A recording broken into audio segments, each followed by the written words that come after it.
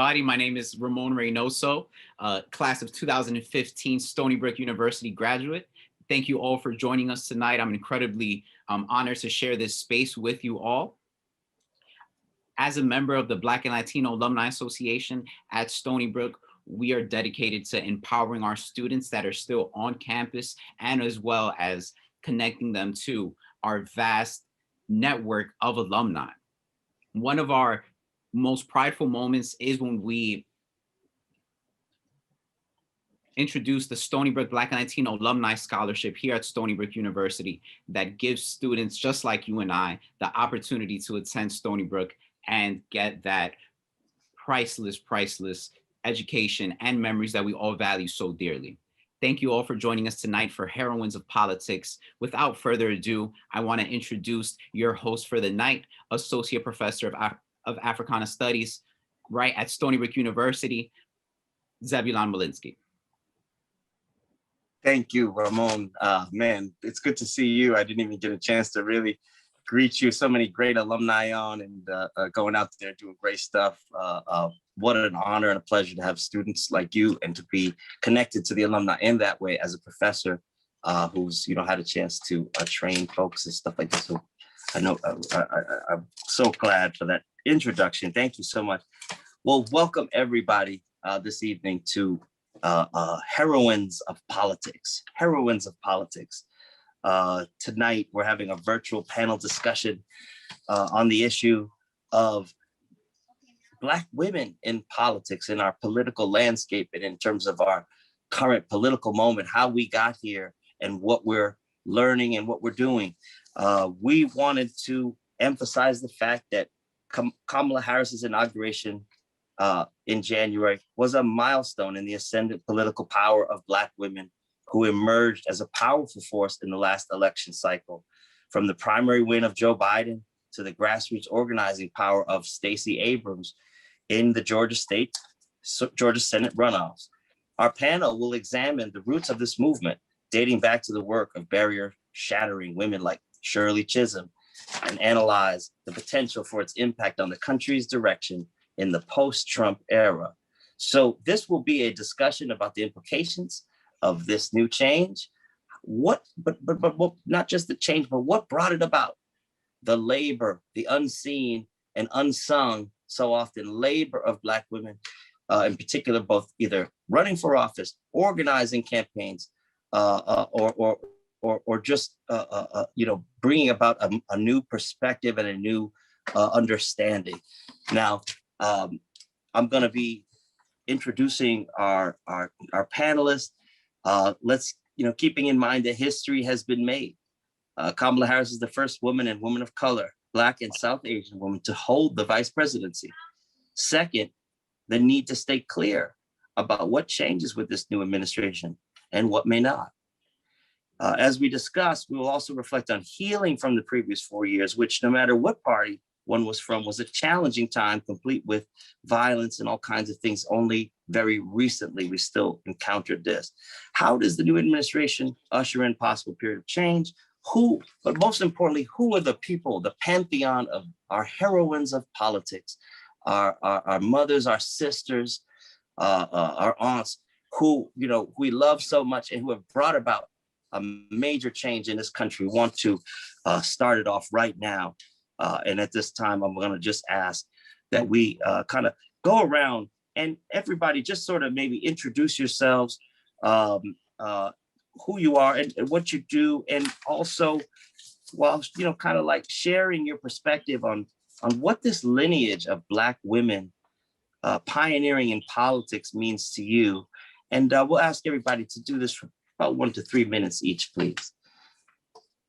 And so I'd like to start at this time with Dr. Patrice Nanganang, who is new chair of the Department of Africana Studies and a full professor at Stony Brook University. Yes, and thank you very much, Zeb. I think I am very much happy to see you, live. We talked this morning, but we did not see each other. I think. Yes, sir. It is part of the general conversation that one at least has a feeling of seeing your face, and given that we come from a general environment where invisibility is part of the history of Blackness, and invisibility is not only general, but I will say I'll contend that that women are even double uh, tagged with invisibility historically. I would like to come you know, from Africa itself, where I was born, simply to underline that the achievement, you know, the achievements that we are celebrating today, you know, come that far. I mean, you just have to think of Winnie Mandela if you don't even know of any, you know, a black woman on the African continent who has had a lasting impact on you know, politics, on global politics, then you will know the name of Winnie Mandela Yes. as a fighter, as somebody who actually was the face of the internal face of anti-apartheid struggle during all the years when all the combatants were in jail or in exile.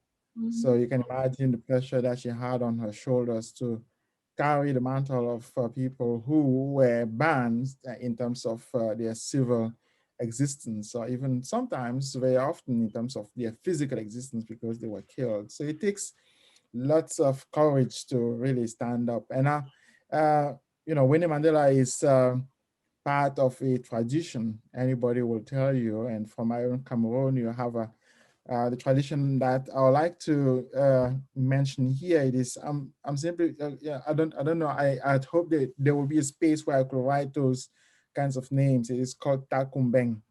Takumbeng is an association of women who understand themselves as politically necessary, and they are the backbone of any form of chieftaincy or political power in West Africa. And I'm talking about my own Cameroon, certainly, but also Nigeria. So if you look at anti-colonial struggles in Nigeria, for instance, amongst the Yoruba, amongst the Igbo, and also in now, even if you look online on YouTube and you type Takumbeng, you'll see faces of women appearing. Now they are dressed in general in white. You know, it is a cloth. They use a cloth, a white cloth, and you know, they have a red bandage on their head. It is a tradition that runs as deep as Togo and Benin, because Wow. there are places where you have associations of women that are politically active, and their function is not only to be vocal. The function is not only to chastise, but also to punish the traditional ruler. There are many methods, and you know, one of the most outrageous one can say is stripping oneself naked, and you know, for the king to be you know, to be cursed as you know, because of one of the decisions he may have taken. And it is one form of social protest that happened, for instance, in Togo. I think it was in 2015, and happened in my own Cameroon actually this year in 2021. Because these are countries where people are still battling all forms of dictatorship. And a way of saying that traditionally, in traditional African societies, you had associations of women who were politically active, and they actually achieved lots of results. You know, for instance, in 1945, the struggle, you know, in Nigeria, the tax struggle in Nigeria, you know, was led by women. It was successful. One of the women who was the most successful there was Fumilao Kuti, the mother of Fela Kuti. You might, Ah, yes, international thief. exactly, you might have heard of Fela Kuti. So Thief. his mother was a strong feminist. Some people say it is exactly because his mother was such a strong feminist that he ended up, you know, being such a, well, So bringing the gender questions that are making our minds explode. Sir, Monsieur, let me come back to you, because this is a lot that you brought to us. And as we go forward, thank you. That is only our chair of Africana Studies. And of course, this event is co-sponsored. And so that you got a bit of that fire right now. I want to just introduce real quickly down the line who we got on with us. And also we thank, Patrice is also my boss, so I had to let him talk a little bit longer. All right. But so much, not a word was wasted, because I think you made some excellent points. Now, let me just go real quick and run down the line who we have here. We got some powerhouses on the line with us tonight. We have Dr. Tracy Walters, who is also now full professor. Congratulations, Dr. Walters, and our previous chair in Africana Studies for many years. And so she's taking some well-deserved rest and working on getting her book is coming out. She's got a lot of interesting things, and she'll talk about that. But we really appreciate her making the time, especially during leave and coming. I'd like to introduce real quick that we'll also be talking. I'll come back and we'll do it in this order. I'll come back to you, Dr. Walters. Patrick Jenkins is with us, principal of, and I hope that you all can see who we're talking about as we go. But Patrick Jenkins, principal of the Patrick Jenkins Associates, who I believe is a political consultant, but he will talk. I hope I have that right. We'll talk more about that. Deepti Sharma, CEO of Food to Eat, TO Eat, and SBU Alumni Association board member. Deepti made a very admirable political run recently, and many of us who live in the city were very excited about that prospect and supporting the vigorous debate that campaign brought about. We also have Sean Joe, most likely Dr. Sean Joe, Associate Dean for Faculty and Research at Washington University, St. Louis. And then we have also Maya Brown, Assistant News Editor of The Statesman, as one of our student leaders. But at Stony Brook, our student leaders are real leaders regularly. Maya Brown is a junior journalism major and political science minor at Stony Brook. She grew up in Freeport, New York, where she gained her passion for social justice and politics. She is currently the assistant news editor of The Statesman, and does a great job. Statesman is a very, very good newspaper, very good, not just a good student newspaper, but a good newspaper, in which she covers campus news and investigations. She does PR for the Latin American Student Association, vice president of Stony Brook chapter of Society of Professional Journalists. She has the internship. Yes, I remember the internship at CNN, doing a great, great job. So we're glad to have all these folks. And last but not least, Julio Taku, all around Renaissance man, and who is the culture and music editor at the Stony Brook Press. So Dr. Walters, please, and help us to understand, what do we need to know about some of the questions that are coming to your perspective of this lineage of Black women pioneering in politics and what it means to you. Hi, good evening, Zebulon, and thank you to the Latino and Black Alumni Association for having me this evening, and it's a pleasure to be on a panel with such a distinguished guest. I'd actually like to start with a quick quote, and I will be quick. The colored woman of today occupies, one may say, a unique position in this country. In a period of itself transitional and unsettled, her status seems to be one of the least ascertainable and definitive of all the forces which make for our civilization. She is confronted by both a woman question and a race problem, and is as yet an unknown or an unacknowledged factor in both. While the women of the white race can, with calm assurance, enter upon the work they feel by nature appointed to do, while their men give loyal support and appreciative countenance to their efforts, recognizing in most avenues of usefulness the propriety and the need of women's distinctive cooperation, the colored woman too often finds herself hampered and shamed by a less liberal sentiment and a more conservative attitude on the part of those for whose opinion she cares most. This was written in 1893 by Anna Julia Cooper. I bring this up this evening because what Cooper is saying still resonates today. Kamala Harris stands on the shoulders of many, many, many women who came before her, including Winnie Mandela. So this moment couldn't happen without an Anna Julia Cooper, who in 1893, in her well-known essay, if you're a historian or a lover of literature, Black literature and culture, you'll know that she wrote this essay, 1893, The Status of Women in America. And at this particular time, she's laying out a case for Black women and their contribution to the political sphere. The recognition of Black women, for obvious reasons, in 1893 hadn't yet been delivered the promise of America, the opportunity to exercise their political will. After Anna Julia Cooper, we have someone like, let's say, an Ida B. Wells, who is fighting along the suffragettes for the right to vote, the freedom to vote, but is ignored and denied that ability to stand in solidarity with her quote unquote sisters because of her darker hue. We get to the civil rights movement. We know about Martin and Malcolm and Bayard Rustin and John Lewis.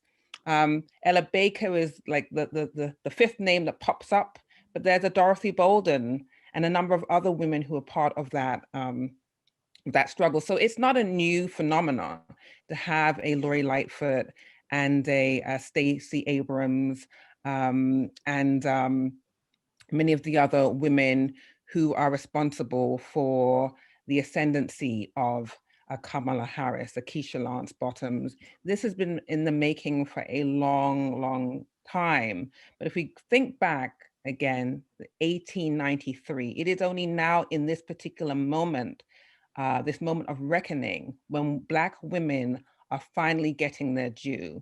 And those who are on the call this evening who may have watched the inauguration, or perhaps you have seen Vice President Harris, do the rounds, you'll know that on the evening of that inauguration, the first thing she did was recognize and thank Black women, because she acknowledges that while the names that I have mentioned, and I'll mention them again, Anna Julia Cooper and Ida B. Wells and Ella Baker and Dorothy Bolden, while these women laid the foundation for her, it's the unseen women, and Professor Maletsky already said this, it is those who are doing the work on the ground every day who may never make it into a history book that are responsible for Vice President Harris's success, right? It's the club women, it's the church women, it's the sorority, shout out to Alpha Kappa Alpha Sorority Incorporated, it's the schools, it's the Girl Scouts, it's the civic organizations. These are the people, the silent foot soldiers, as we call them. These are the women who are doing the work every day, with or without a microphone or a social media a handle or a camera crew. These are the work who are doing what's necessary for their communities. And it's the work that Kamala Harris is deeply connected to. They're the kind of issues that she will fight for. So for me, it's important to, as an academic, not a historian, but as an academic, to trace that history.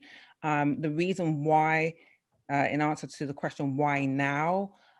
It's been a long time coming, right? The time is right. It was the perfect kind of brew of outrage and passion and the need for a change. And of course, it couldn't have happened without a Stacey Abrams, right? It couldn't have happened without the work that she's been doing after she was robbed, right? Denied her position as senator of Atlanta, that fueled her to invest all of her energies into a voting campaign. When, as many of you may remember, when Vice President Harris first made her kind of debut, I'll say that, during the hearings, the Kavanaugh hearings, there was great excitement around Vice President Harris, but that soured somewhat once she put forth her name as a potential candidate for president. There were questions about her ancestry. Was she Black enough? There were questions about her profession, right? Had she been too hard on criminal justice? There's a lot of skepticism, and from my opinion, in my opinion, or was she Black enough, right? Because she was of mixed heritage. So in my opinion, initially, there wasn't this mass celebration of Kamala Harris, right? There was a lot of skepticism, and she had to work to earn the public's trust, and indeed she's done that. And I will yield my time. Yes, I think I'll end yes.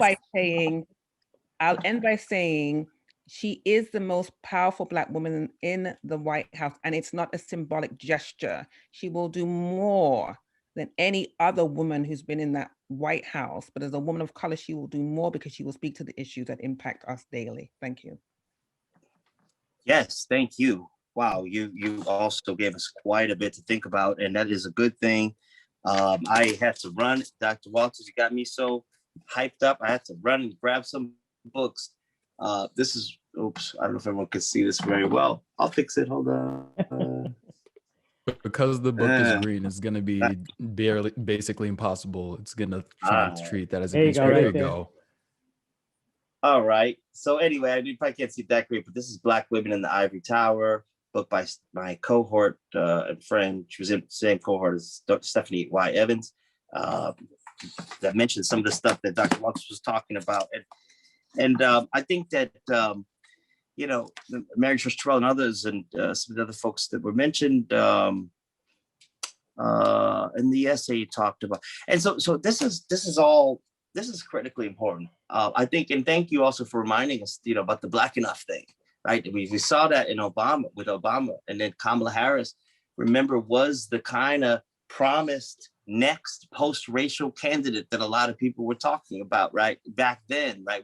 As we got to know her, just like we got to know, remember, people didn't know how to say Barack Obama, right? Nobody knew how to say his name. So we learned, and we were opened up. So thank you for bringing that. That's a great point, and we'll come back to this as well. You know, I always go back to Biz Marquis. I voted for Shirley Chisholm. You know, like you either knew or you didn't know. And honestly, I lived in Boston, so I knew from that. And so why don't we go next to Patrick, Mr. Patrick Jenkins, sir. What is your thoughts on this? And please add to any details that we need to know about the kind of work that you do. We welcome you, sir, at this time. Sure. Well, thank you very much for having me, and I'm honored to be here tonight as a graduate class of 1990 at Stony Brook, and also a founding member of the Black and Latino Alumni Association, and former member of the university's Alumni Association. So I'm honored to be here, and I thank my good friend, my president, Bedell Sajid, for inviting me to participate. Look, one, I want to thank previous presenters, Dr. Walters, magnificent. You know, I wrote some notes, and of course, I felt like depending on the order in which I was able to speak, people would take some of the things that I was going to say, or mention some of the folks that I wanted to mention, and because you can't talk about this history without mentioning some of those heroes, and you know, Shirley Chisholm, of course, Fannie Lou Hamer, one of my heroes, Angela Davis, Dorothy Height, people like that from the National Council of Negro Women. And look, what we're looking at, you know, I'm a political consultant and a lobbyist, but in the political consultant world, you know, I work with a lot of African American elected officials, and I can tell you, you know, I think people try to think it's gracious when they say that no one can make it, or you know, a man can't make it without a good woman behind him. And I can tell you, I have yet to meet a Black male elected official that didn't have a woman leading him to that position. To this day, every Black man that I've worked with had a woman who had guided him to the point where they were ready to make a move. You know, Barack Obama, there's no Barack Obama without Valerie Jarrett. People don't know that. When he moved to Chicago, she was one of the people he sought out, and she put him on the track to make the run once against Bobby Rush, and then to make it to the Senate and then to the presidency. And I see that over and over again in my business and in my world. But Black women rising to the occasion, one, I don't want it to be negative, but there's always been a constant attack on Black men to take them out of the picture, to imprison them, to hunt them down, and that has added or always had Black women stepping up to the plate and taking over to lead families, to lead communities, to lead efforts across the board. That's how you get a Fannie Lou Hamer in Mississippi. So these things happen for a reason, but there's never been a time in our history where Black women didn't step up. And in modern times, one, we get Valerie Jarrett to help Barack Obama become president, but this coalescing of Black women, especially in the Democratic Party, came to light hugely in most recent times in Alabama, where we took a red state. 98% of Black women voted for Doug Jones in Alabama and elevated him to the Senate, where no one ever thought that a Democrat could win. That's been one of the reddest states in this country. But Black women made him a senator, and that kicked off an effort. 94% of Hillary Clinton enjoyed 94% of Black women's support in her run for presidency. 90% of Black women voted for Joe Biden. So all of these efforts across the country, as you notice, as you see them, from the time that we had Barbara Lee step out, the only person in the New York State, in the United States Congress to vote against the war, speaking up and standing up for what was right in 2002, in 2001 with George Bush. We've always had Black women stepping up and taking the lead. And it's now with Kamala Harris for the first time, that recognition, that culminates in this recognition and solidly puts her in place as vice president, because there was no way when the decision was being made, and trust me, I'm on a bunch of listservs and work with members of the DNC and members of Congress. There was thought to not choose a Black woman as the vice president, but I can tell you the pushback that Joe Biden and his team received, saying the minute you don't select a Black woman as vice president is the minute that you will not be the president of the United States of America. And that had to be adhered to. It had to be adhered to. The work that Stacey Abrams has done in Georgia is what's given us a majority in the Senate. It's made Chuck Schumer the Senate Majority Leader, because had she not organized and registered that many people vote against incredible odds, voter intimidation, against voter suppression, laws going into effect and rules going into place, Stacey Abrams stayed the course after her defeat and elevated and registered enough voters to be to bring Warnock and Ossoff into the United States Senate. So we're at the time, and I know we'll talk about this going forward, because at this moment, Black women's voices are the loudest, and they should be recognized because there's been so many people defecting from the Democratic Party, and Black women are the voice of the Democratic Party because they've stayed together, they've stayed unified, they've stepped up when it was necessary, and they've gotten the job done.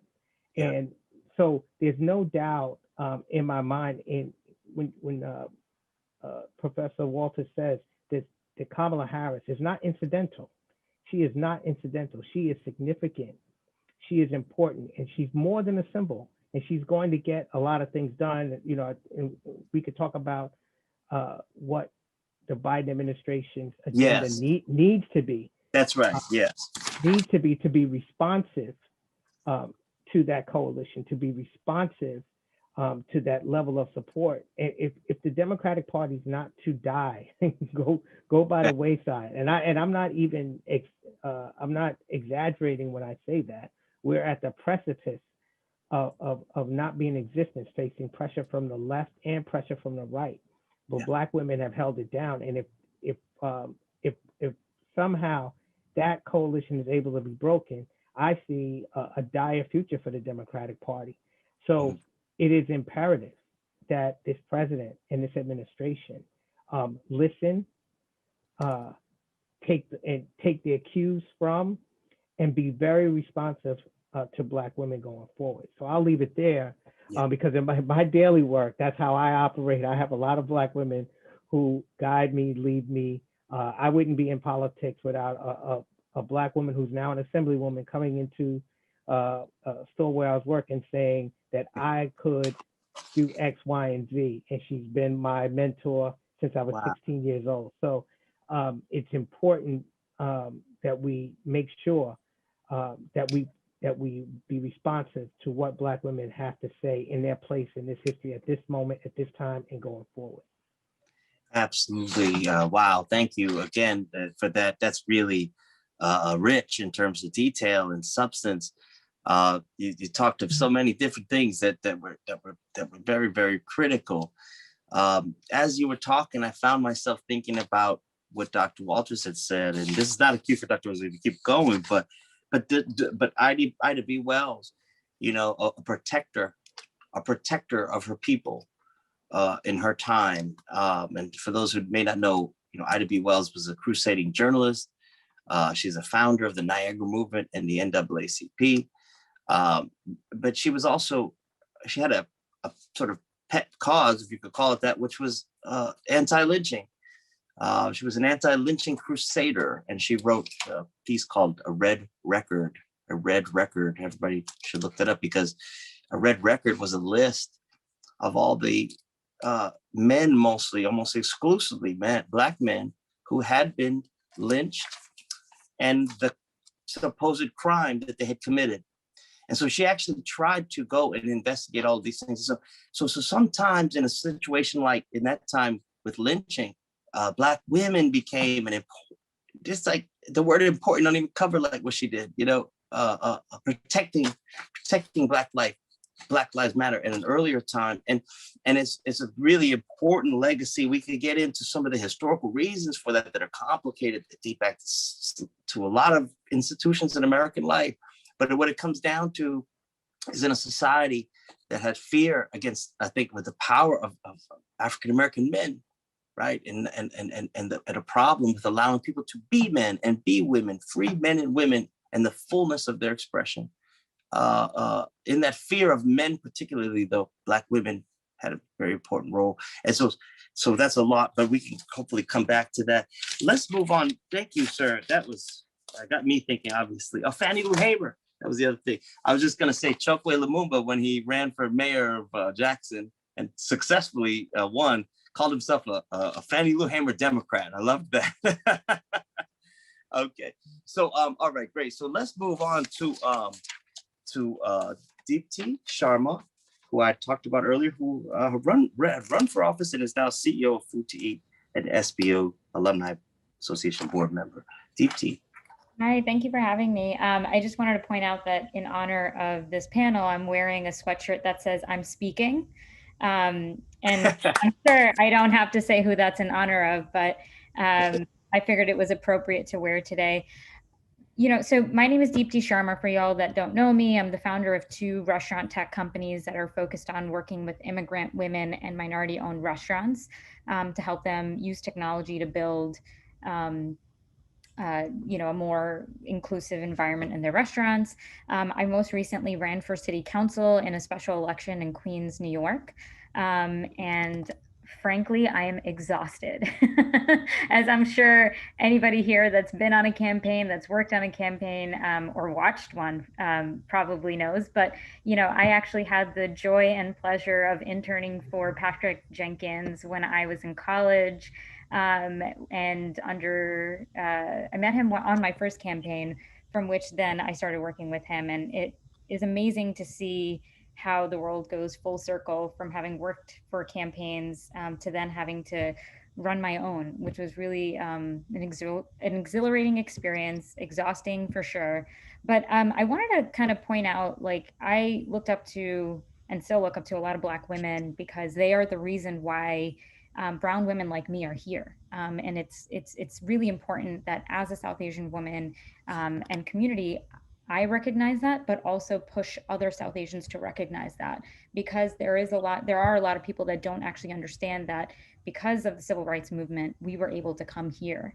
And I stand on the shoulders of a lot of Black women. And I think that, I hope that all brown people actually recognize that. With that being said, Shirley Chisholm was always an inspiration, and her slogan, unbought and unbossed, had always signaled that, to me, that Black women were entering politics on their own terms. And especially watching someone like her in the 1960s and what she was doing, this quote of hers always struck me, and I think is really relevant for what's happening today. I'm not the candidate of Black America, although I am Black and proud, she said.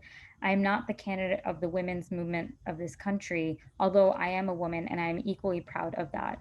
I am the candidate of the people of America, and my presence before you symbolizes a new era in American political history.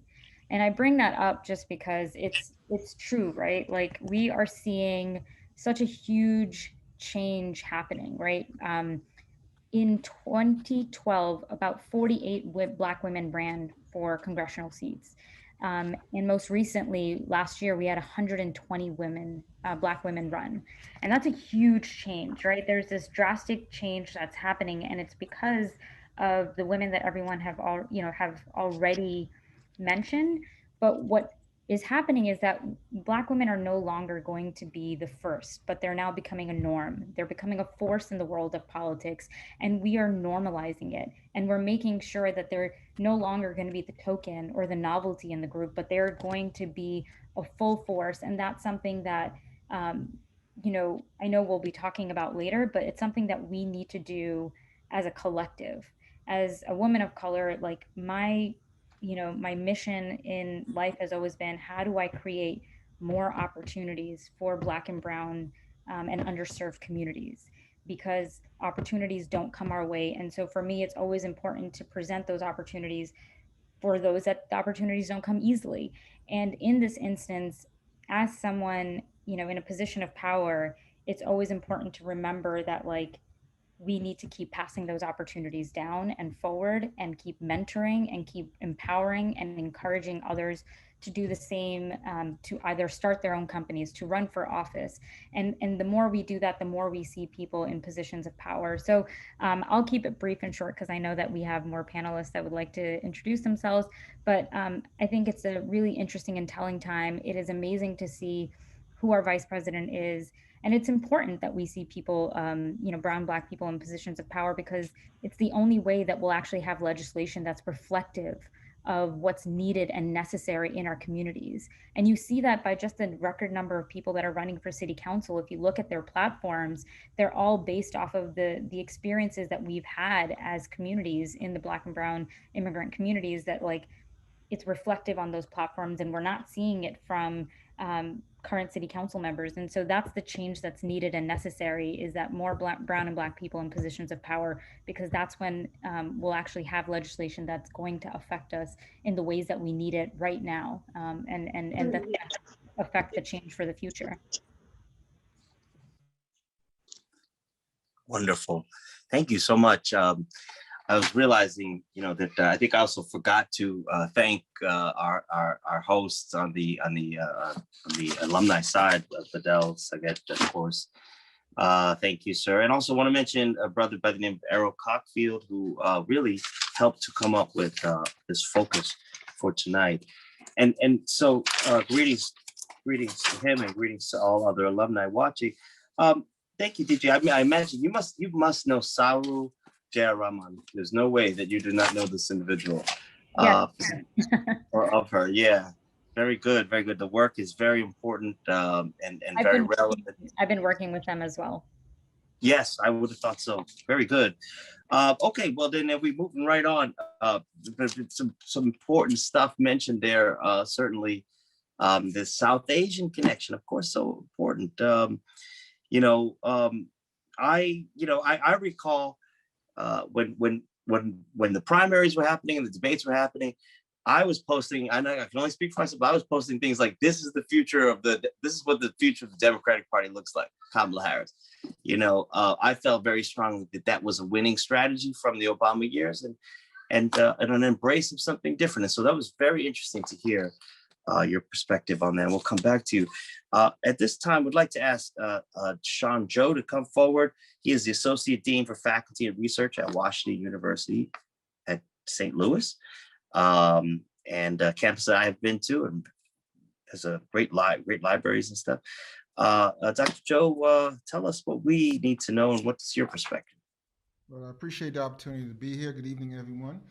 I got to say hello to Patrick Jenkins, who I have not, I think, talked to in quite some time. So it's good to see Patrick. Thank you, Bedell.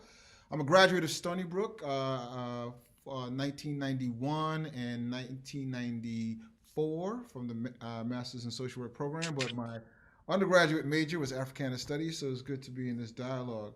I'm just going to build off of where I think the conversation is, and I go back. I'm just going to read this quote from someone, and I'll tell you why I read. So, you didn't see me on television. You didn't see news stories about me. The kind of role I tried to play was to pick up the pieces, put the pieces together, out of which I've hoped would organize and lead our people forward. My theory is strong people don't need strong leaders. And that quote is from Ella Baker, which for me has always remained central to how I understand the history of Black women in our politics in American society. And then, as many others mentioned, I'm not gonna, I mentioned Dorothy Height, but I bring Dorothy Height to Miriam Wright Edelman of the Children's Defense Fund and the Black Community Crusade for Children and the Black Student Leadership Network. One of the things that I got involved with during my last years at Stony Brook, and what did that mean to usher in another generation of leaders under the spirit of Ella Baker, and what that meant. And from Miriam Wright Edelman, that came Lisa Sullivan, who was one of the organizers in my cohort, who was actually in the same cohort as Barack Obama, but died much too young, because she would have been a major force in this country. And in fact, when I think about Stacey Abrams, she reminds me of Lisa in many ways. But I mentioned Ella Baker in that quote because what I've taken from this moment initially on, and I got a lot of local pushback and conversations, is that I think is the Black women in the Black church that made Georgia happen with Stacey Abrams, but the day-to-day, people-to-people, and I know Pat and others are more knowledgeable about this, were those Black women in the Black church getting out that vote, so much so that the Republican-led legislature in Georgia has issued legislation to shut down Sunday voting turnout because they knew what a difference it made. So I celebrate and honor that it's these Black women, those you might not see on television, those you might not hear about, that again has been doing this work, and they've always done this work, all the civil rights movement, all this time. So even if you think about Rosa Parks, what most people know Rosa Parks for is the boycott. Rosa Parks was an organizer and an activist and doing things way before the boycott. So again, it's these Black women in the Black church. So I just want to lift that up as, again, these are the everyday, the folks who get up and volunteer and spend their time. That's the movement that I think is going to be built on. And I look forward to seeing whether or not this is what happens in Alabama. This is what happens in the Carolinas. So I look forward to that. They're going to be pivotal people who are going to galvanize, bring support, encourage. But those Black women who led those initiatives and those leadership positions in the Black church, I think that's an important piece. What I'm hoping to see, and I'll stop here because I'm not going to go very long with this, is that two things. One, is there going to be more who are going to bring in, like Ella Baker, a generation of new leaders with new vision and new ideas that say, how do you shape the society in such a way that it's much more equitable, balanced, and still competitive? So we're going to have to think about that. And then finally, regarding Kamala Harris, I mean, this is going to be really interesting how this plays out. I think she is significant without a doubt. But I'm waiting for the narrative because, I'm out here in St. Louis now and I'm listening, at this level. I'm waiting for the narrative, like when I heard the narrative about Joe Biden's vice presidency. I'm waiting for the narrative of what she's taken over as her non-traditional, bold, opportunity as a vice president to lead, and for her to get that same sort of lane that Joe Biden got in terms of how his vice presidency leadership was being discussed at that point in time, so that as this administration goes forward, not only is her symbolic importance acknowledged, but she had the power and ability, not because not as an individual, but given that lane to do whatever that significant thing is. I haven't heard the narrative yet. I heard it early on with Joe Biden. Soon as he got with Obama, I'm waiting to see, do I hear the same narrative for her? Because I hope so. And I'm waiting to see what it is. So I'll stop there. All right. Thank you, sir. It is indeed a pleasure to have you and your perspective. I think you brought up a number of important issues that also will have us think. I'm glad you mentioned Black churches. And I'm so glad that you mentioned a lot of things that you did. I'm looking forward to hearing more about your work. And thank you for coming back, giving back to speak to us in terms of Africana studies. And it's really exciting to be in dialogue with you. Much to discuss there. And of course, think about the Black church is a great example. If you've spent time in Black churches, you know that a lot of times, much of the work is done by Black women. Again, there's a cultural piece there that goes back to our story. There's a sense of wanting to hold up brothers and hold up the Black man. In a sense, there's a lot going on there. So we don't think about it. It's almost like breathing. It's just culture and it's stuff that we do. But anyway, very interesting. Thank you, sir. We'll be returning to you. So next we have our student leader, Maya Brown, who I mentioned already was assistant news editor of The Statesman, and then it'll be followed by Julia Taku, who also journalism at Stony Brook Press. Maya, what would you like to say as you contribute to this conversation? You've watched it from a student perspective and a journalist. What's going on? Yeah, of course. Well, thank you for having me. Everything that all the panelists have said has been so insightful. There's been so many name dropping, and I feel like that kind of goes to, again, the lineage of it all.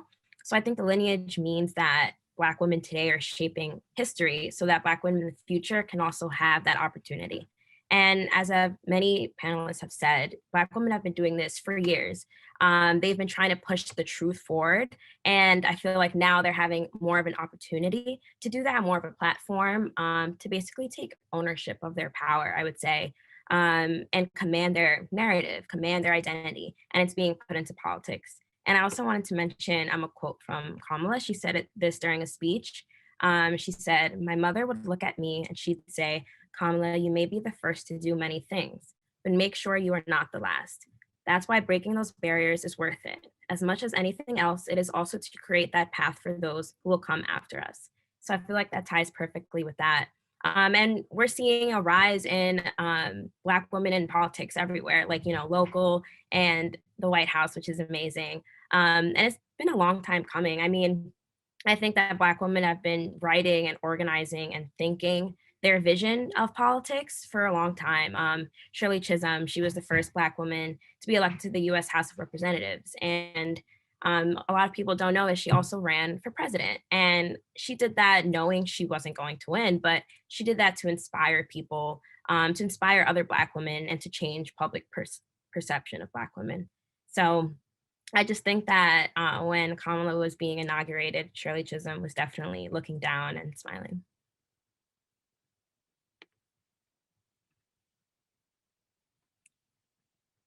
Oh, I think you have to You're unmute. muted. I missed it that one. Go ahead, Julia. Julia always saves me. Then I don't need to. I introduced both of you. Go ahead, sir, and then I'll say my comments. Thank you. I want to add on to what Maya said. First and foremost, thank you to everybody that was involved in organizing this. It's an absolute honor to be considered and to be selected to be in your company, everybody on the screen and everybody in attendance. And to add on to what Maya said, what Kamala's mother told her, to not just be the first, but be one of many. Don't be the last person, because in a society where capitalism is dog eat dog and one's individual success is oftentimes championed over the collective well-being, it's something that we've seen traditionally in the Black community, where if you are the first to do something, you make sure there's enough room to bring people up. Or as you move up, you bring people along with you. So in the history and the lineage that we have of the Ida B. Wells, the Fannie Lou Hamers, the Shirley Chisholms, you've had all of them moving forward and creating space not only for themselves, but constructing really an arena for Black women to then occupy it and be able to, I guess, go to battle with all the different things that they really face on a daily basis, whether it be going to the grocery store and getting weird looks, or going to work and having their hair policed or their speech policed as a student in the classroom, and being intimidated by everybody else and not knowing per se how to code switch, so they choose not to say anything although they know the answer. And then you have women who engage in politics on a quote unquote official scale, because to occupy Black bodies, to be innately political in everything you do. In certain contexts, you enter the world as capital, and monopoly was played with your very livelihood. So to engage in politics in the way Kamala Harris and so many other Black women have, they are continuing a tradition and building upon the tradition of just Black, not only empowerment, but liberation. And some might say you cannot deconstruct the master's home using the master's tools, but we have seen that narrative start to change and to warp in different ways, shapes, and forms as Black women continue to move forward in these arenas and redefine what it looks like to hold these positions of power, redefine the dress, the mannerisms of these offices, the things that are quote unquote allowed or are done in these offices, because it's not good enough for you to enter the space and to just hold the position. You need to reappropriate it to make it suitable and safe and comfortable for whoever is coming up behind you that looks like you. It's not enough to just occupy the space, do the job, and leave. You need to set a precedent and make sure whoever comes up behind you is comfortable in their being and don't feel like they have to change themselves too much in order to do the job you did. And that goes into respectability politics, which, while I understand and respect the merits of it, I try to break it as often as I can, because in the long run, it is exhausting to live up to those standards. And with an office as high as the vice presidency, Kamala has already started to show and redefine signs of this is now her vice presidency. She's not trying to copy what Joe Biden did or anybody did prior to her, because she's the first Black woman and Black and South Asian woman to do so. So she is very much blazing a trail in doing her work. And I think it was Mr. Jenkins, you had said you don't yet know, it was either Mr. Jenkins or Mr. Joe, Dr. Joe, who said you don't yet know what her platform, so to speak, is going to be, the same way Joe Biden came in and then kind of asserted his power as a vice president, started to move along and get things done. We have yet to see what that looks like for Kamala, Vice President Kamala. But I think as we do and she moves forward, we can look, we can just, the eyes and the scrutiny are going to be very intense on her, more so than any others. But I believe she's going to do an excellent job in terms of redefining what the position of the vice presidency looks like and showing what it looks like when a woman does it. And that's not to say it in any type of negative light. Men and women are going to do things the same way. And in her working the way she will and the way she already has, she's going to make a very resounding change in the political landscape of the US that's very much needed. Very much needed. Yes, indeed. Very well put. I always want to say young man, but brother, you are headed for great things. You really do honor to the study and the practice and a lot of your analysis. You took one of my classes. I can't take credit for it, but I know it's a collective effort, and you really show that, brother. Yeah, you and Professor Walters and Professor Nganang took all three of your classes. There it is.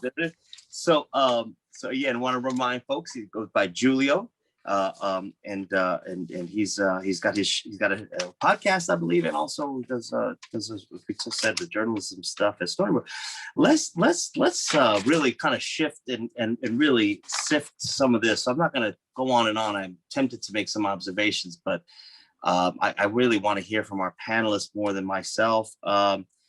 A lot of important stuff being said here. You know, we heard about Winnie Mandela. We heard about an Africanist perspective from across the pond, so to speak. We heard about, you know, some of our legends. We had it pointed out that Shirley Chisholm was bold.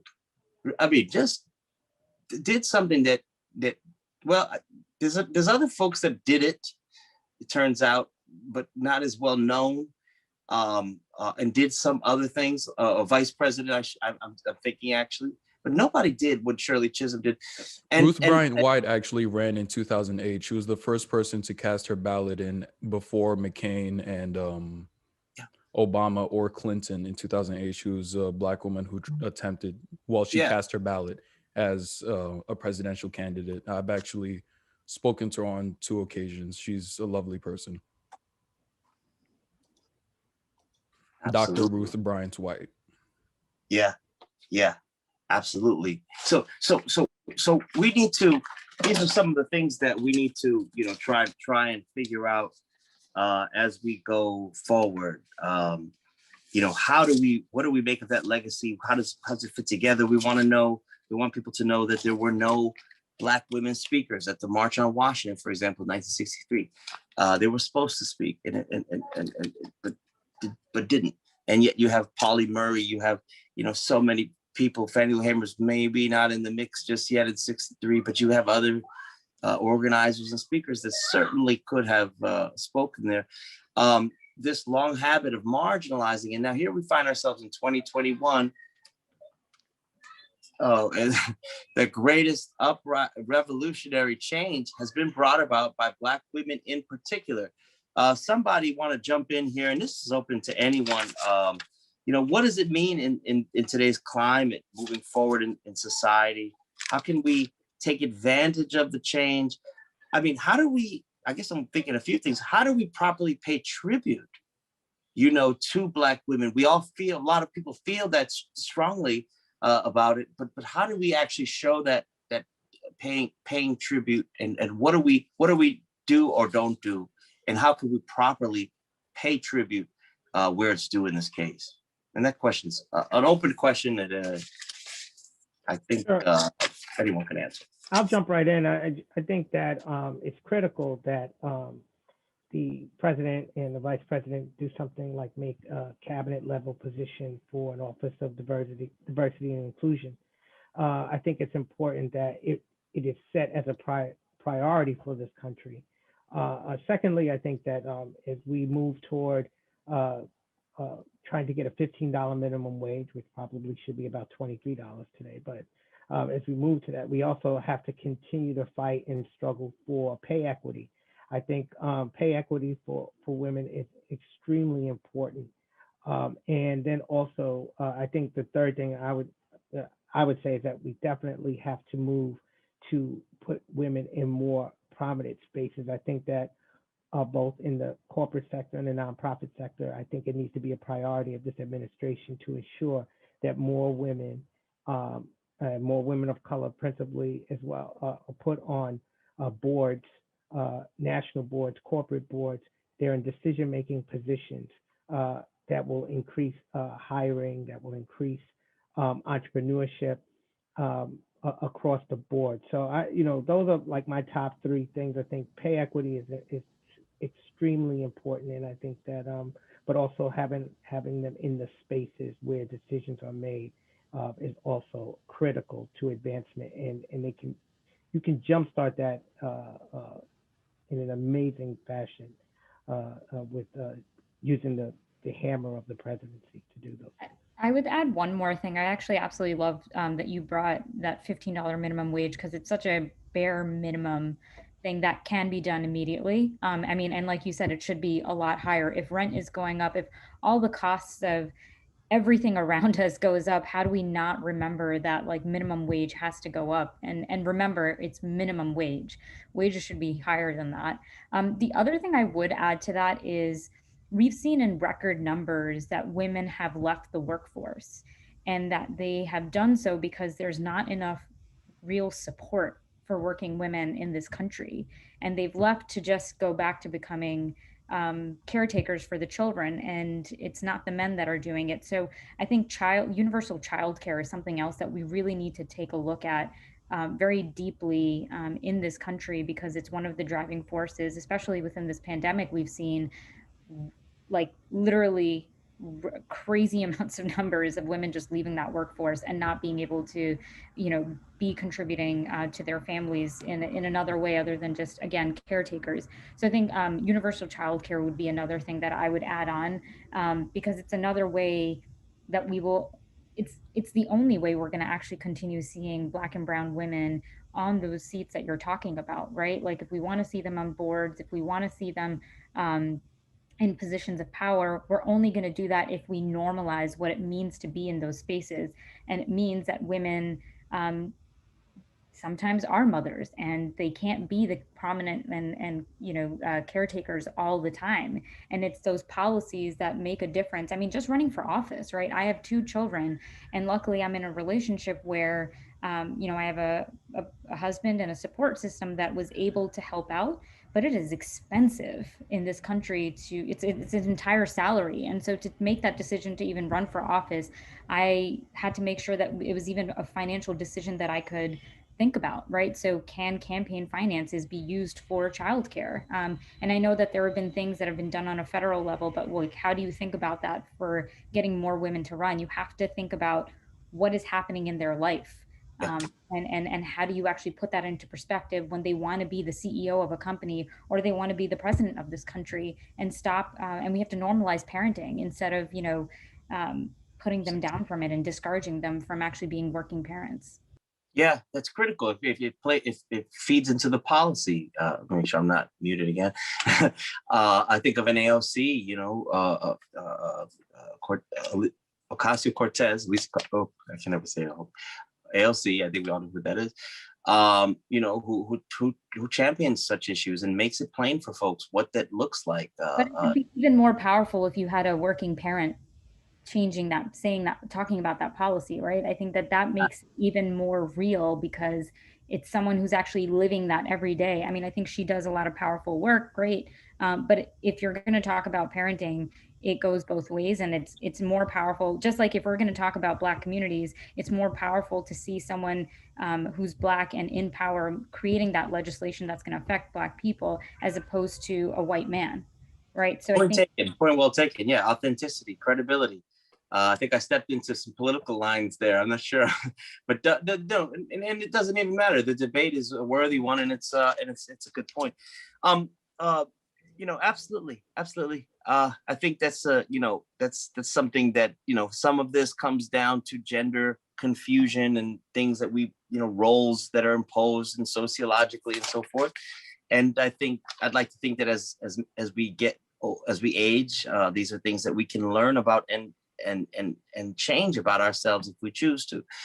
But traditionally, yeah, Black women have brought the causes and the concerns to the table, because I think Black women have the pulse of not only African America but America itself, in a sense. If you think about, we teach about in Africana studies the fact that women are Black women are so-called double minority, or affected doubly, as not only in terms of gender but also in terms of race. And perhaps in that hierarchy, the strange hierarchy of race that we have both within white America and Black America, right? Thinking the fact that Black men, as we're talking about the vote, Black men got the vote at a time well before any woman was able to vote. In 1920, we just celebrated the 100-year anniversary of the amendment that gave women the right to vote. But Black men had the right to vote almost about 150 years before that. And that has caused some consternation and hand wringing and so forth, important issues over the years, in terms of feminism. Anyway, you got me thinking of all kinds of things, but this is good. But you know, what about this question? I mean, maybe somebody could, it's in some extent, Patrick, you were mentioning how there was no man, I forget if you said black man, elected without the help of a black woman doing advance, running the campaign. I've been part of some campaigns of some friends who've run for things, and it's absolutely true. What is it about something about being silenced or marginalized more so than other parts that helps maybe tap into some kind of consciousness or an ability to empathize with folks? What is happening? I mean, yeah, it's a tough question, but I would say I don't know if that's the case. I think that we're just getting to the point. Just speaking from a New York City standpoint, for example, and I think Deepti had mentioned this about the number of women that has grown running across the country. In New York, we had to have an effort called 21 for 21, and to try and get more women in our city council. And I think that what we find is look, there's people. And this might be harsh, but I'm in politics. I'll just tell the truth. I mean, there are people who do the work, and there's a lot of people who walk around and backslap, and usually they need good staff. and sometimes, there's a lot of tradition involved. There's a lot of just things norms, like people are normally, we have to get out of some of these norms. But even some of our older, and seniors are our most reliable vote, and they do have some traditions that have, a woman's place type of thing. I mean, we're moving out of that, but women have been the greatest advisors. But I think that typically, in terms of being the person who takes the lead on paper, takes the title, men are urged and supported and pushed more to those positions, and that's starting to change. But it hasn't changed enough. So more men are nurtured and shaped and pushed and supported to take on these roles. So, but it's changing. Yeah. Go ahead. Can I also say that there's a lot of managing that goes into promoting women, right? If you like Kamala Harris, she was adored by many. Well, maybe women and men, because she was a straight shooter and she was tough and she wasn't meek, right? But then that also comes at a cost, because the PR machine doesn't take too kindly to the domineering Black woman, right? Who's a little bit too aggressive, then people back away. So we walk that fine line. So I can understand why there is more of a penchant to push men over women, especially if their personalities are quite bold. May I also just add, and this is maybe pivoting a little bit, but I just want to add that it's important to recognize the placement of women at all levels. So yes, for sure, the women who are running, right? Thinking about having more squads than just the AOC and Ilan Omar and the Ayanna Crawford, but Presley, but also thinking about yes, but also thinking about the women who make up the scaffolding. So I'm talking about Abby Phillip and Joy Reid and Simone Sanders, these other women who play vital roles. If we didn't have those women, those pundits on the news every night, for the lay person who's watching, who's glued to CNN or MSNBC, they wouldn't really know who these Black women are, because it's incumbent upon the Joy Reids and the Abby Phillip and others to say their name, literally to say their names, and to explain who these women are. That goes a long way. That's all part of this political process. It's not necessarily just the individuals who are running for public office. It's those who are around them, those who have the political toolkit to help to advance the particular platforms of these women that I think help to lead to their success. Yeah, absolutely. And you know, there's so many important fights. You know, I think what it comes down to is a compassion about humanity and about the needs that people have, as Deepti was alluding to. You know, needs of parenting, the stress that people go through, $15 minimum wage at least. You know, it's also important to recognize what you were saying, Dr. Walters, about like women. You know, if we're loud, we're seen as, you know, or if we say something with more force, we're aggressive, and we're seen as that, and that's not a great quality oftentimes when it comes in the public eye. Like, I remember being just this past week, I was asked, like, how are you managing it all? Like, you have kids, you're running a company. I'm like, what why are you asking me that? There's another male candidate in the same race who has 2 kids as well. Did you ask him that question? And I was unapologetic about it. I just didn't care that it was going to make me seem like the a-hole in the conversation. But I said it, and I made him look bad. And I was like, you may not have meant to put me down, but you did. And so what's important for me is not only like just unapologetically being myself, but also calling out things like that, those little things, those little nuances and experiences also make other women believe they can't do it. Because when you're constantly asking, how can you do it all? They feel as if they can't do it because someone's questioning their ability right off the bat without even seeing what they are capable of doing. I remember the first time I like talked about this last year, someone said to me like, well, what have you done? And I'm like, do you ask every person that? Do you ask like, I get it when you ask someone their why and why they believe they should be running and why they're the best candidate, but the way you approached me with that question was not the same way you would have approached anyone else.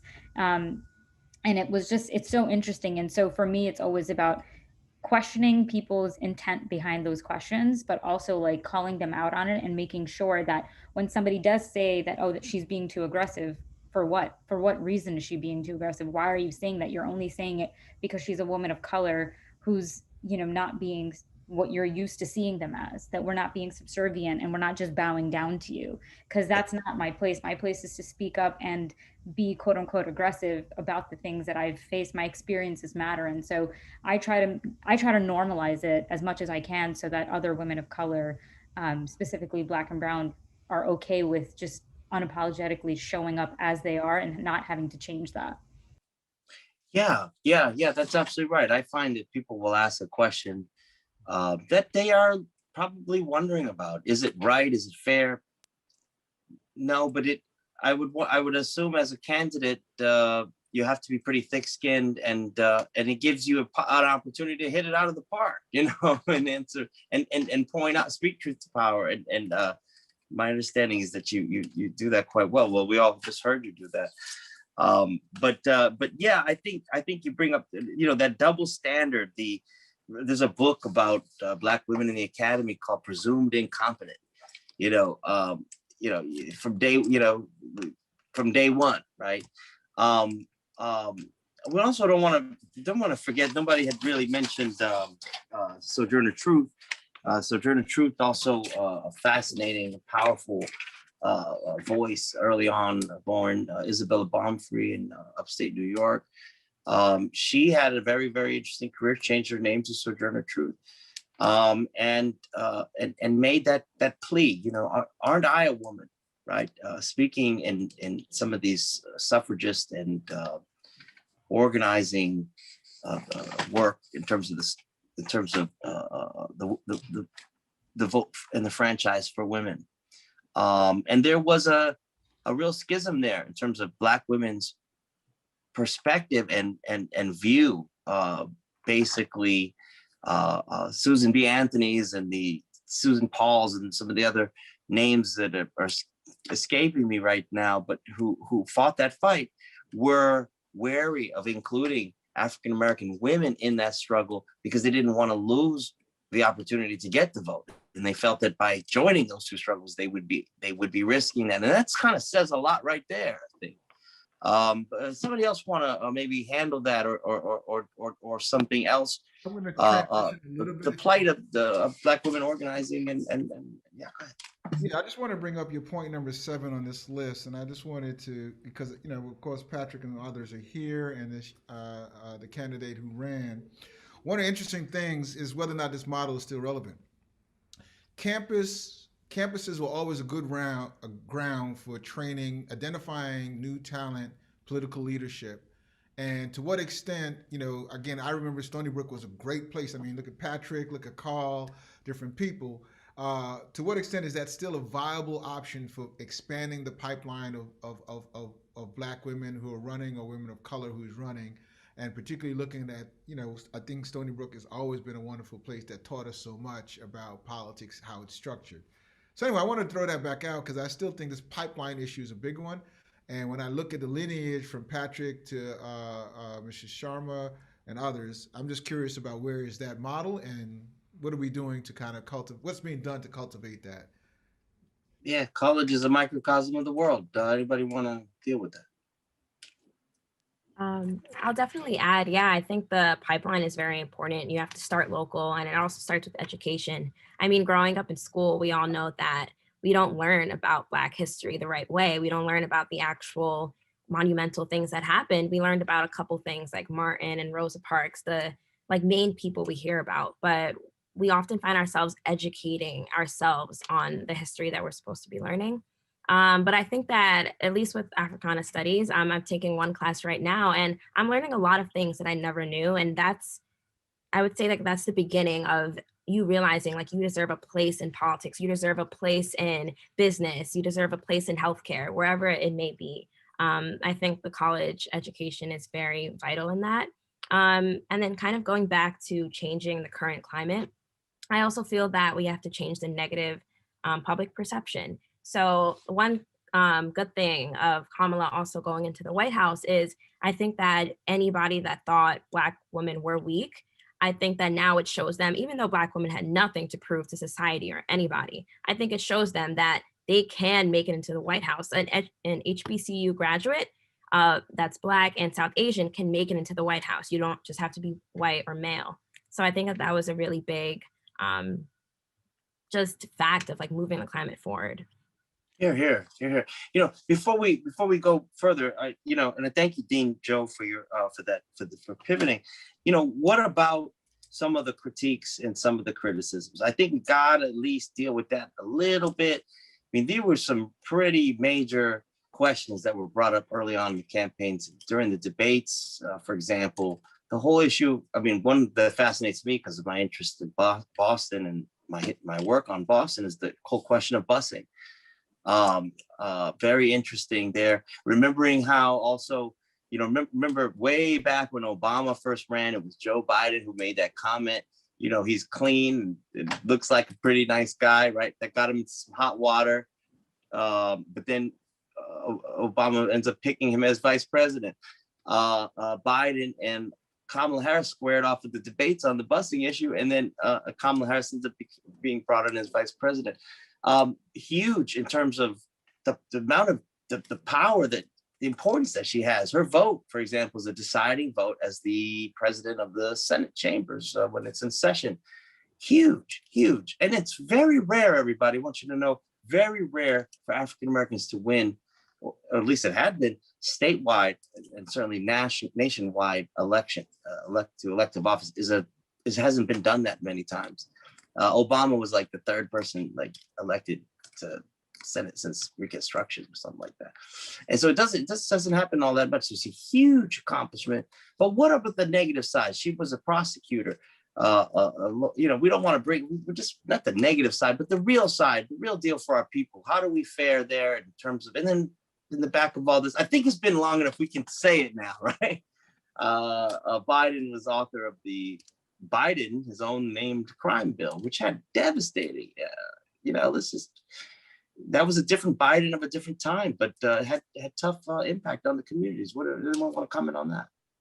Well, it's clear she came out pretty early on before they even entered, before they got the keys, so to speak, that she had had an epiphany as it relates to prison reform. She never apologized for her record, nor do I think she should have apologized for her record, in my Yeah, opinion.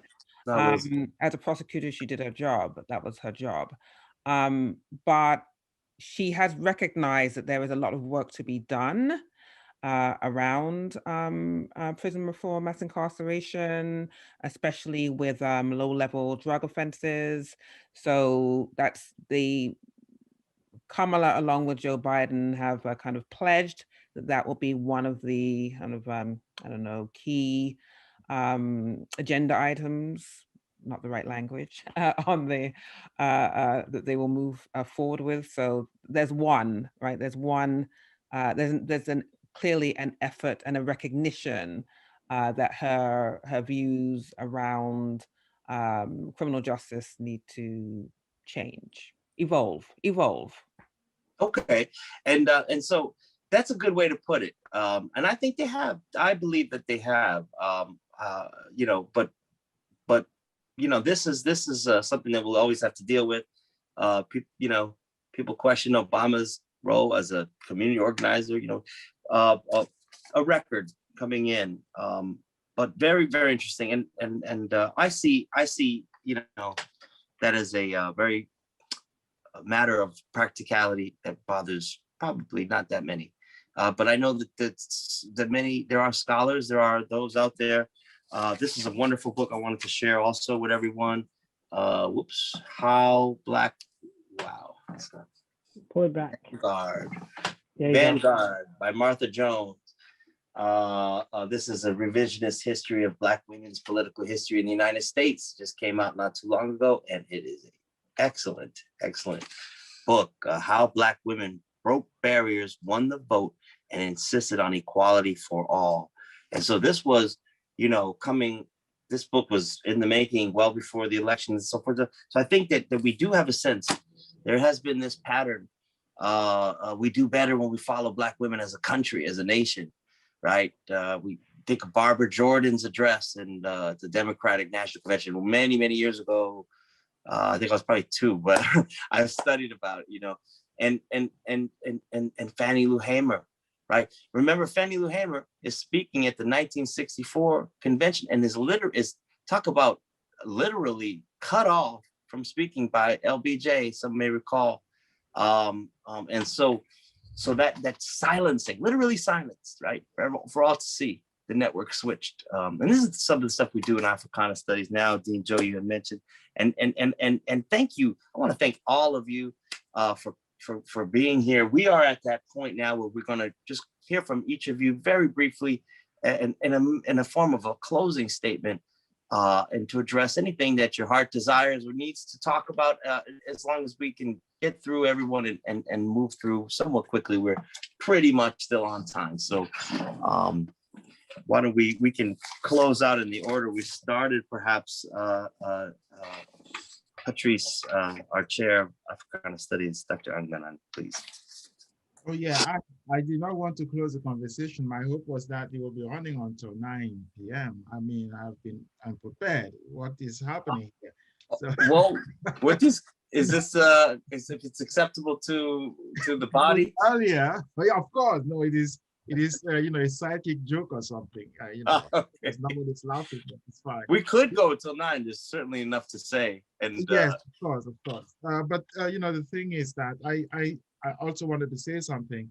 I've been listening, and I think I you know, enjoy listening really to hear from all of you. And you know, I'm going to thank you. You know, fantastic point of views there. I just would like to maybe quickly say that we may not want to have Black individuality transformed into political junkies, and because it easily creates a perception that politics is what essentially you know, defines humanity. And I still think that it is something that can be disputed, because the greatness of Blackness has been achieved in many other areas, and not necessarily politics. I mean, we have spent most of the time now talking about politics, which I enjoy very much. But let's also not forget that in the realm of literature, one can start from the 30s, you know, during the Harlem Renaissance, if not you had one woman writer. Otherwise, it was male all along. And now I think it is very much impossible to talk about writing without having, the scene dominated by, Black women, be it in the US or be it in England, be it, in France, in Germany, etc. When one talks about literature and particularly Black late, women are actually the ones driving, everything. And I still think that, on the other hand, it will remain significant, at least for Africana as well, to not only look at the world from the point of view of the US only, because the largeness of Blackness is such that whatever is achieved on the African continent or even in the Caribbean, in the Caribbean, has an impact in defining what it means to be Black.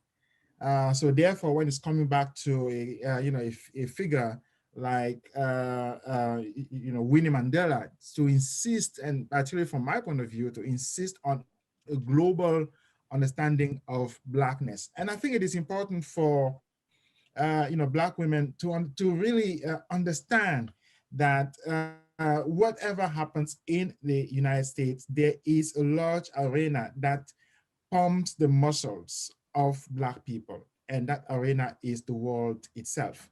And otherwise, it becomes quite, let's say, provincial, provincial America, if you want. But I think the global Blackness is there to insist on the greatness of what is done and what can be done. And I come from New York myself. I'm not belittling what is being done in New York, but I think to look at what is being done in London is equally empowering. To look at what's being done in Paris is equally empowering. In Joburg, I don't know, in Lagos, I mean, in Accra, to have those women, those market women, you are going to have your ass being whipped there if you are simply a joker. So you have to be very careful to think of that global position of Blackness. And the other thing, the last thing I'd like to say is that we don't want to maybe think that the intellectual labor is really, or politics, intellectual labor is the place where heroism has a value. Because sports, I mean, yesterday we just had an incredible heroic moment in sport, tennis. You see, those kinds of things are so uplifting that the landscape becomes so larger, the landscape of where humanity imposes Blackness and makes people actually wonder, how did you do it? How did you, how do you train in the first place? Make people wonder, how I would like to be Black, something like that. The landscape is so vast that I think it is important for us to always remember that. I have a daughter, I have only one child, one daughter, and I still think that, I would be very happy if she becomes vice president or president, etc. But I suspect I'll be very happy if she wins a tournament somewhere there. I'm going to walk down the street and say, this, for Christ's sake, is my daughter. You see? And I suspect all of us agree in that the landscape is very large, and that when we talk about spaces of heroism, we don't want to limit it. That's what I wanted to say, and I suspect you understood what I'm trying to say as well. I do. Thank you for painting a larger panoramic picture and vision for the contributions that Black women make internationally throughout the diaspora. Places in Africa where where tribes are matrifocal, or matriarchal, as some people call it, a whole different paradigm shift. And then we think about the attacks on Black women have borne the brunt of some of the worst attacks. This theme this year is the Black family for Black History Month.